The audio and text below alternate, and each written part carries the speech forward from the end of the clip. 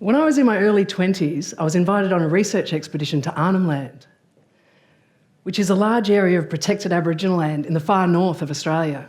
We were looking into the health effects of the plant medicine kava that was introduced from the Pacific Islands in the 1980s. I'm a neuroscientist, so my job was to look at the brain part of the story. Now, by that time, I'd travelled the world and encountered many different Indigenous cultures, but nothing prepared me for the culture shock of Arnhem Land. There I was in my own country, and never before had I felt so white. Flying in from the skies, the landscape was a feast for the senses. Coastal islands, turquoise waters, rugged green bushlands set against vivid red dirt. Stepping off the plane into the community, I felt so damn obvious. It's pretty clear I wasn't a local. Everywhere I went, I felt eyes on me. But the people were so warm and welcoming, I made instant friends. That night, as we sat on the grass under the moon, my new friends told me about a science program they saw on TV the night before. It tripped my mind that all the way out there, they lived such a preserved ancient culture, yet they were teaching me about science. The next day, they invited me to a funeral ceremony. They called me to sit in the open-air church while they prepared the music. But the rest of the community waited on the lawn outside, and I didn't feel right being the first one to enter. And then I realised I was offending them by resisting. So I went in, and as the music started, others came and took their seats. The church became full of people with the darkest skin I'd seen, set against the brightest clothes imaginable. A deep hum began to fill the room, and I couldn't work out where it came from. And then I realised that although their mouths weren't moving, they wailed in song. It was their grief I could hear. At one point, people jumped from their seats and threw themselves onto the coffin. Women belted themselves in the head with their shoes as they wailed. I learned that in the past they would use something sharp like a rock that would leave a scar as a symbol of their grief. They called them sorry cuts. In endless hours of conversation with my new friends, I learnt so much. I learnt about the deep spiritual connection that they have with their ancestral lands. I learnt about the importance of family and language. And they retain a deep belief in the supernatural. What interested me about this was that deaths from drug overdose were attributed to what they call black magic. People would graciously accept the medical explanation of toxicity, but continue to hold their cultural beliefs that the death was premature and therefore an act of the supernatural. As my learning grew, my whole world opened up. But the strange thing was, the more I learned, the less I felt I knew. Our worlds were so different, and so were our stories. But there was a mismatch between what I saw and what I'd heard. I knew stories of devastation and trauma, of Aboriginal people being drunk and miserable and even to be feared. And not to say that problems don't exist, but I saw another side to the story. I saw healthy people, hunting and fishing, dancing and making art. I saw happy children playing in the rain, and I was made to feel like I belonged. It shocked me that there in my own country, where I'd lived all my life, I then encountered such rich and ancient culture that was so vastly different to my own that I never knew existed. Now, I have great passion for this land, so much so I often carry it around with me, and I have great passion for all of its people. So I couldn't work out why a group that had so much to offer didn't have a voice in my world.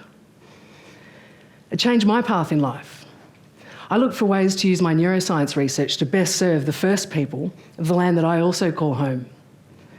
I spent nearly 20 years coordinating large studies on addiction and how it plays out in Aboriginal communities. Different substances are used in remote communities like kava and petrol sniffing, and more common substances like alcohol and cannabis are used in different ways. So I looked into how these practices change the brain and behaviour. But I began to realise that problems like addiction were a manifestation of deeper issues that went a long way back, and that these problems wouldn't resolve until the root of the problem was addressed. So this led me to consider, what was the root of the problem? Well, one of the greatest challenges is that we're operating from different worldviews. We're living in two different worlds under the one roof. And this affects everything, every day. The way we think, the way we look at the world, how we communicate. Here's a classic example. One day I ran into an Aboriginal man. He'd come in from a remote community for medical treatment. He'd been told to come back the next day for blood tests, and he was told to fast.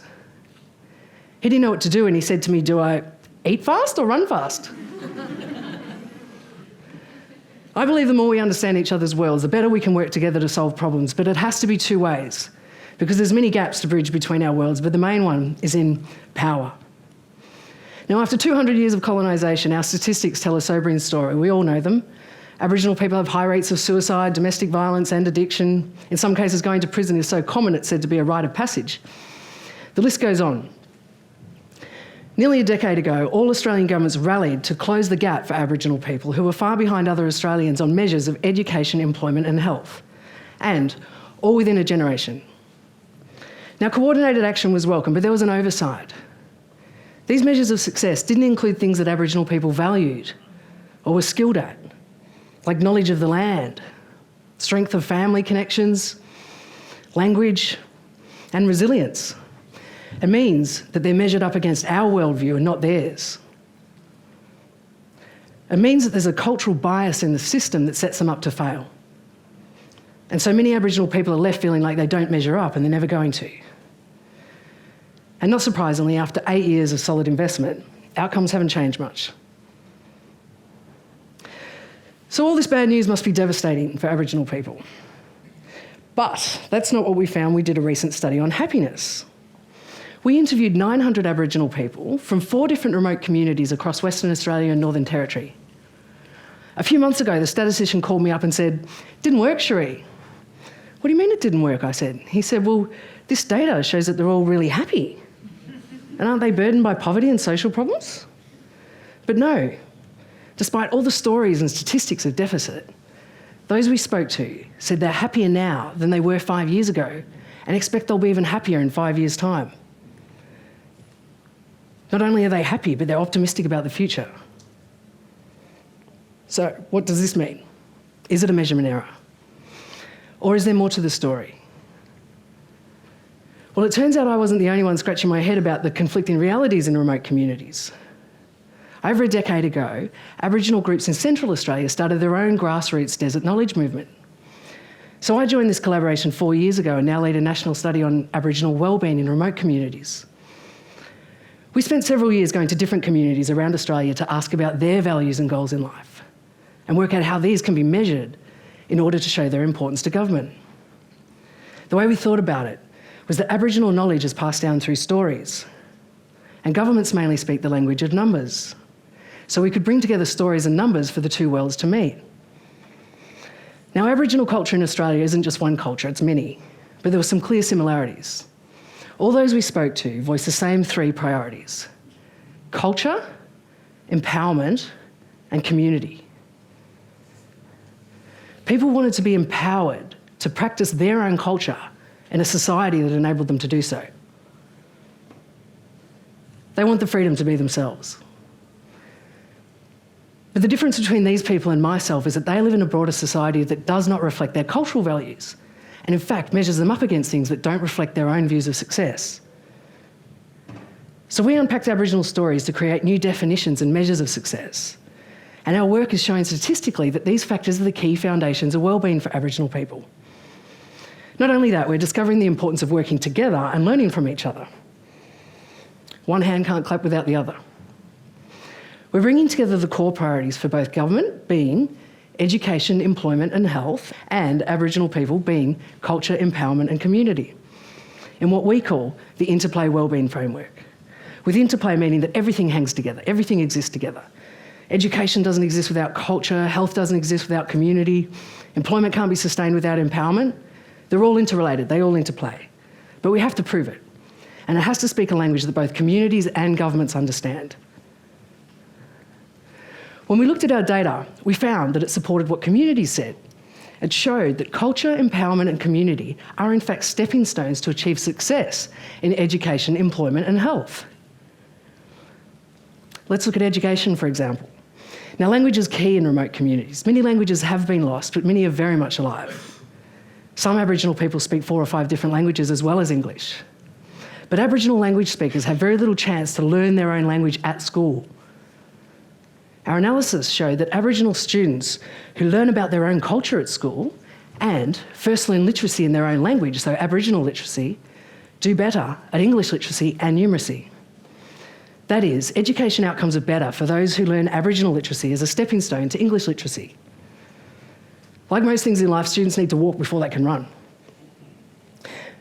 Now, this may not seem like rocket science, but while we continue to measure failure instead of what creates success, not only do we perpetuate the failure, but we miss a fundamental opportunity to learn from and preserve the oldest surviving culture in the world. Culture is identity. So being asked to drop your culture is like being asked to drop who you are. Practicing culture at school and work appear to be key components of wellbeing. So let's look at the workplace. Māori people's traditional lands cover most of West Australia's inland deserts. Some Māori people alive today had their first contact with white people and the modern world in their lifetime. Being moved from their ancestral lands a generation or two ago for mining and farming led many Māori to alcoholism and violence. But in the last 15 years, things are changing. The mines have begun to work together with Māori people.